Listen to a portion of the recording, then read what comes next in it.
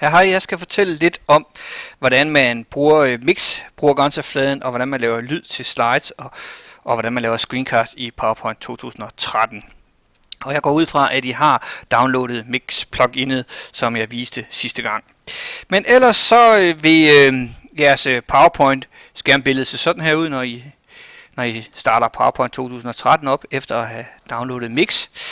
Og det ser jo ret velkendt ud, ikke? Altså vi har jo et nyt slide her, og vi kan formatere skrift her, og man kan lave noget animation og noget slideshow osv.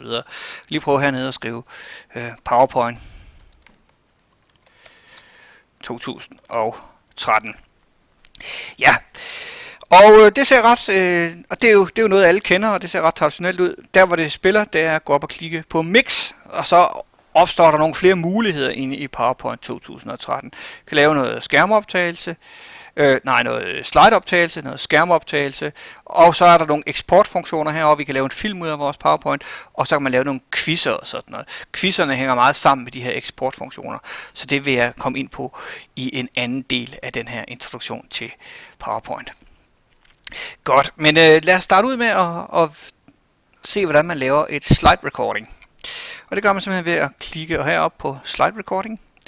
Og så kan I se, så dukker der sådan et felt herop, og man kan finde sin mikrofon herovre. Hvis man har kamera på, kan man også det.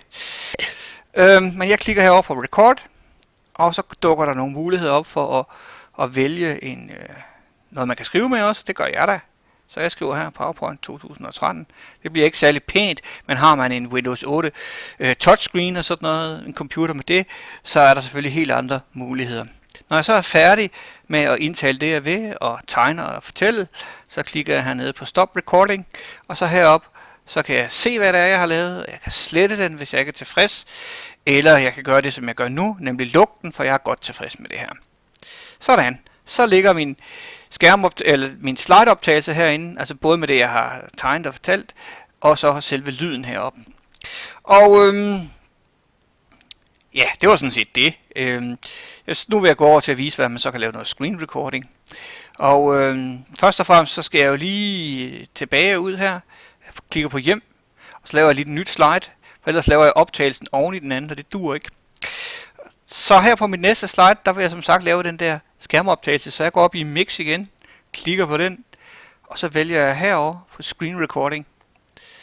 Sådan der.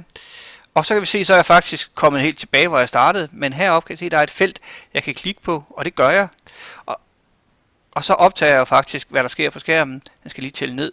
Og I kan se her, hvis jeg klikker mod på min desktop, så kan I se, hvordan det ser ud herude. Og når jeg så har sagt det, jeg vil, så stopper jeg den her.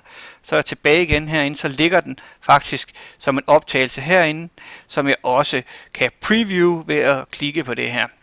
Og hvis man nu bare vil have en traditionel screencast, som det jeg laver for eksempel her, så laver man det sådan set bare på et slide, det vil sige, så går jeg tilbage og sletter den her, jeg lavede herinde, og så har jeg faktisk min screencast herude, og den kan jeg så eksportere til forskellige steder hen. Jeg vælger så her og eksporterer den til video, som er så min egen computer, klikker på Next herover, og så kan jeg se, så kan jeg kalde den for en test her.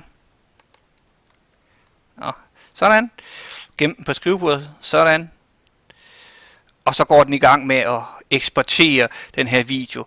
Man kan bedre se det hernede. Det tager lidt tid for den at eksportere den her, men til gengæld så har man den i et fint format, man altid kan bruge og afspille i Windows og andre steder. Så kan man jo uploade den til YouTube, hvis det er det, man vil. Men altså, det var de her to sådan grundlæggende funktioner nu er den faktisk kommet ud på mit skrivebord. Og så det kan vi måske lige se, hvis jeg går op her. Sådan, så ligger den faktisk heroppe som en mp4-fil, som test herude. Men det var sådan set mere eller mindre mulighederne for at indtale en lyd og lave screencast i PowerPoint 2013 med Mix.